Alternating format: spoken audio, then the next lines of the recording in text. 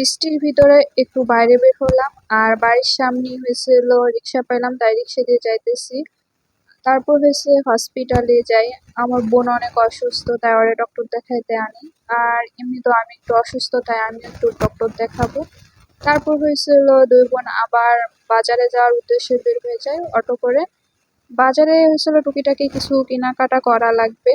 তারপর হয়েছিল আমরা একটু কাপড়ের দোকানে আসি, এই জায়গা থেকে কিছু হিজাব নিব, আমার জন্য নিব আর আমার একদম ছোট বোনের জন্য নিব।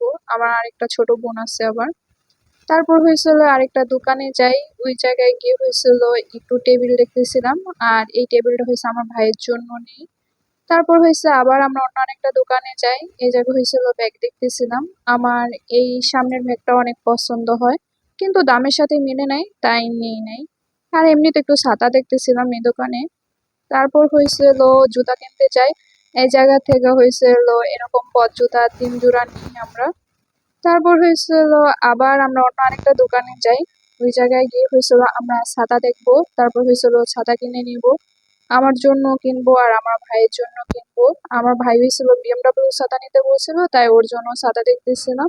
তারপর হয়েছিল এই জায়গা থেকে আমরা 2টা ছাতা নিই, এই 2টা ছাতা আর এই তেলের বোতলটা হয়েছিল নেই। তারপর হয়েছিল একটু ঘুরে ঘাড়ে হয়েছিল এই দোকানটা দেখতেছিলাম, যে দোকানের ভিতরে কি কি আছে না আছে।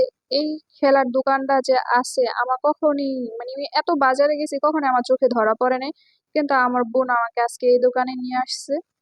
তারপর হয়েছিল আমি আবার আমার ভাইয়ের জন্য গেঞ্জি কিনতে গেছিলাম, গেঞ্জি প্যান্ট কিনছিলাম। তারপরে হয়েছিল অটো করে চলে আসতেছি, অনেকগুলা ব্যাগ হয়েছে, অনেক কিছু কেনাকাটা করছি।